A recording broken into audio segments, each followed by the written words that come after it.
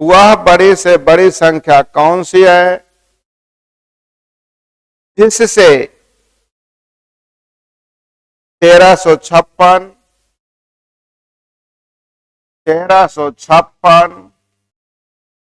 1868 तथा 2764, 2764, 2764 को भाग देने पर प्रत्येक दशा में 12 शेष बचे। प्रत्येक दशा में 12 शेष बचे।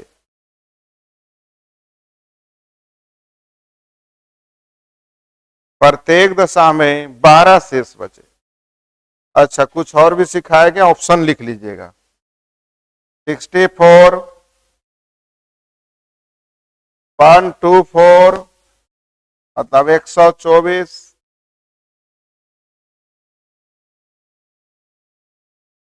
चला गया 156, 260।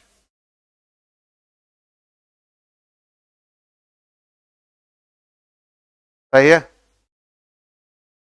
कह रहा है वह बड़ी से बड़ी संख्या चाहिए जिससे भाग देने पर प्रत्येक दशा में 12 शेष बचे। अब क्वेश्चन समझिएगा, आंसर बात कीजिए। अभी ऑप्शन नहीं बताते, वही ठीक।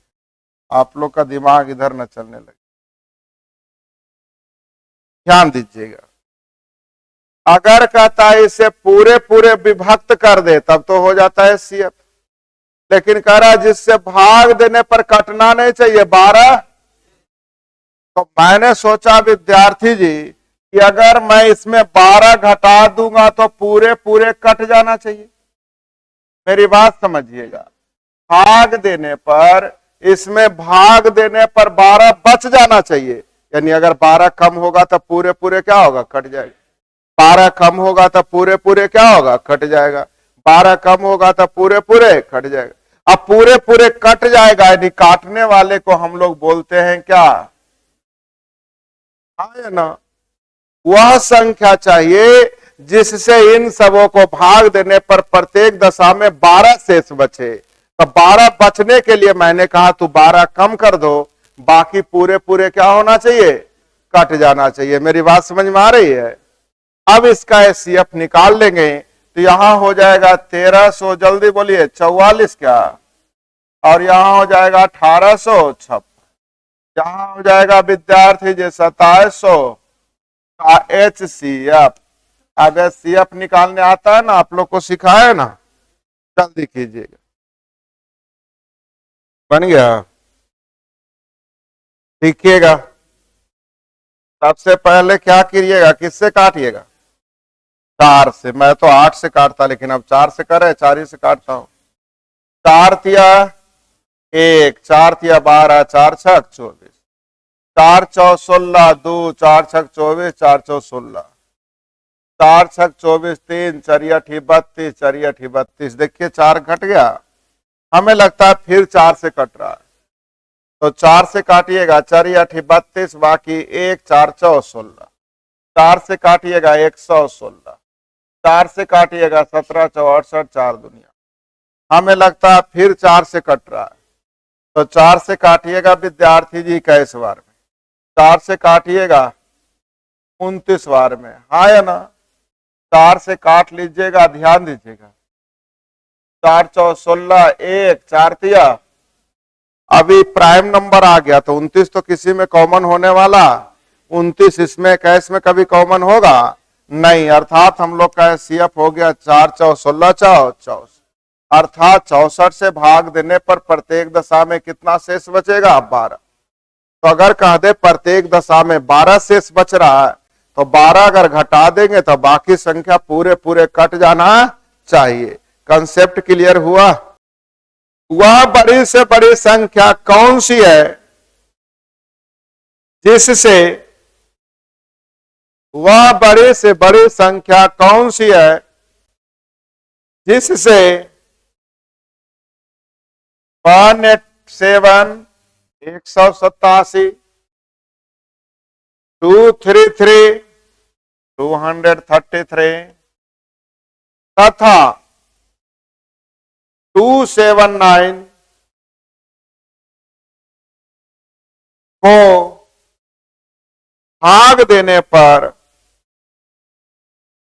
भाग देने पर प्रत्येक दशा में समान शेष बचे।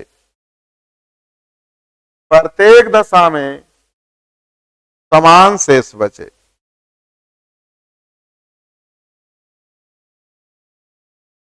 बनाइए, देर किस बात का। समान शेष बचे तो जल्द से जल्द आप क्वेश्चन सीख गए हैं तो ध्यान दीजिएगा, एचसीएफ इसका नहीं बल्कि इसके अंतर का ना निकालेंगे। तो इन दोनों में अंतर जल्दी बोलिए।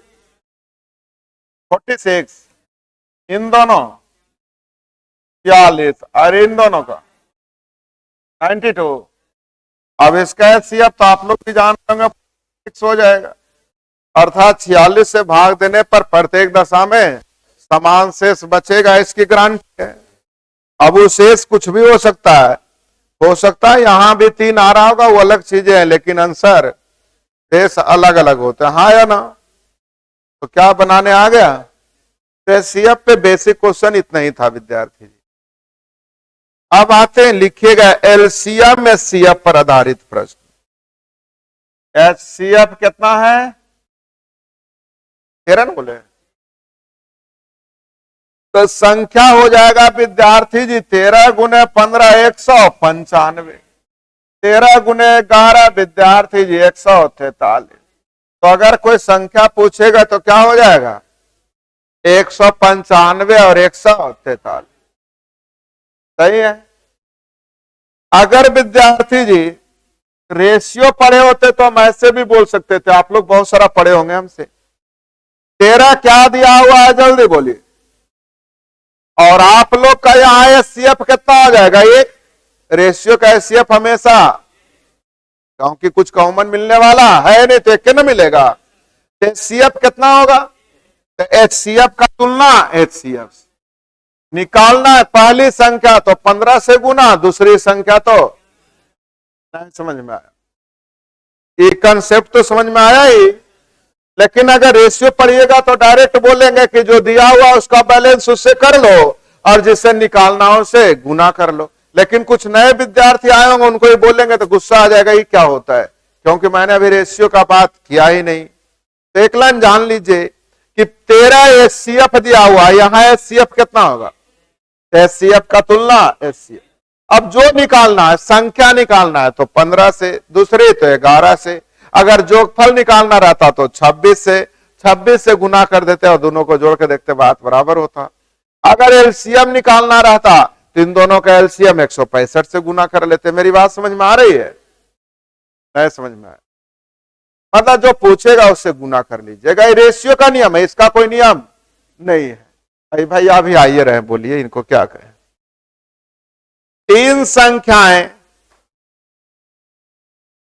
3 संख्याओं का अनुपात 3:4:5 है।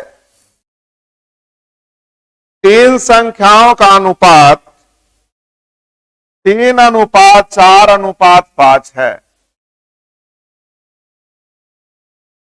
तथा इनका एलसीएम 2400 है। तो एचसीएफ ज्ञात करें, एचसीएफ ज्ञात करें।